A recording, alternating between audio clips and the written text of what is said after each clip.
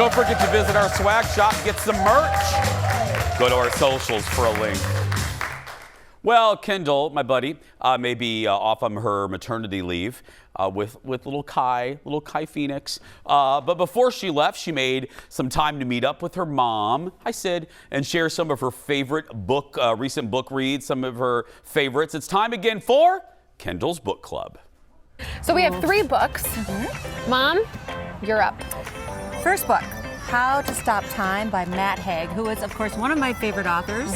We already listened to or talked about his book called Midnight Library. All of his books are very thought-provoking, and this one is about time.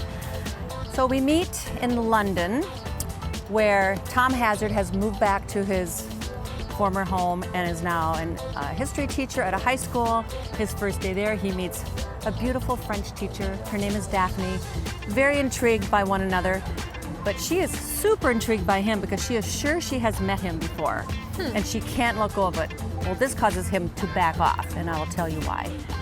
Tom Hazard isn't a normal guy. He may look like he's 40, but he's actually centuries old. He has a very rare, abnormal... Like The Invisible Life of Addie LaRue. She is old, but she looks like she's in her 20s. Exactly. He ages very, very slowly. There are very few people like him in the world, but there are others. And so it's a very dangerous situation he's in, even though we'd all think, wouldn't it be great to not age? And we could stop time, but actually, very dangerous. People are always after him. And he's also back in London right now, where he was actually in the early 1600s, where he met a woman, fell in love, had a child, then had to move away from them and hide himself away because people were after them. Like witchcraft. They thought it was witchcraft, and then as the eras went on, it became more like, let's find you and keep you in our lab and see how we can keep people from aging. So he, at this point in the 1600s, meets a man who's in charge of this society called the Albatross Society. He started it to protect people like Tom, and so he helps them move to different locations, keeps them on the move, gives them money so they can relocate, etc. So now we flip back. There's only one rule of the Albatross Society, which he finds out very difficult. You cannot fall in love. You cannot have those kind of connections, or everything will fall apart. It's too dangerous. Now Tom is back in London. He's grieving the wife and child that he lost, because now he sees all the old things that remembers all these things. And how can he move forward? Is it going to be with the French teacher? Will she be able to figure it out? And can he trust her? Dun, dun, dun. Okay, I have 2, so I will go quick.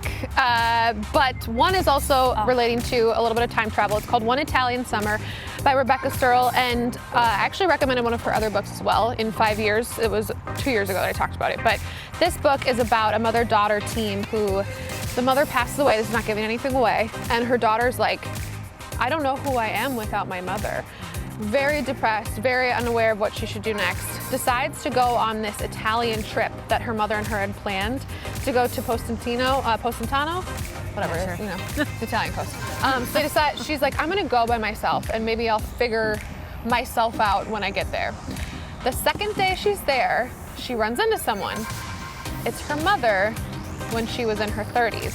Dun, dun, dun. So it's just about, it sounds kind of goofy, but it's about love and how love transcends time, and how the people who are our parents, as much as we love them and look up to them, they were humans too. Does that change how she feels about her mom? Does it inspire her to be a better person? Like, what's gonna happen? It's beautiful, it's so well written, and like, who wouldn't want to be in Italy in the summer? Absolutely. So a good way to end your summer is to read that, One Italian Summer. Could not put that down. The other one was recommended to me by like a billion people. It's called Red, White, and Royal Blue. This is actually a movie right now on Amazon Prime, so you've probably seen some promos for it, or like everybody's talking about the chemistry between the 2 leads. This is about the first son of the United States and the Prince of England. They are mortal enemies, they hate each other. They have to go on like a public display of affection, basically saying like, oh no, we're friends, because it could hurt the empire, basically. And they decide maybe they're more than friends. So this is a romantic comedy. I absolutely love it. You so rarely see romantic comedies that feature not just as the side friend LGBTQIA people, and this is a story about 2 men who fall in love. So it's really amazing and witty and funny. A quick read, especially if you're gonna see the movie. we always recommend to see the book. So absolutely. I mean, read the book. Don't just see it. Right. And look this at is it. also being made into a miniseries with Benedict Cumberbatch as the star. You said it. I did it. I'm almost nervous she'd forget his name because it's a mouthful. Sherlock Holmes for you. Yes. Okay, here are our 3 books. We will see you in a few months. Yes, you will. Miss ya. Thanks, Kendall. If you missed any of the titles, we'll share the segment on our Facebook and YouTube pages, and we're going to come back to wrap things up. Stay with us. Back after this.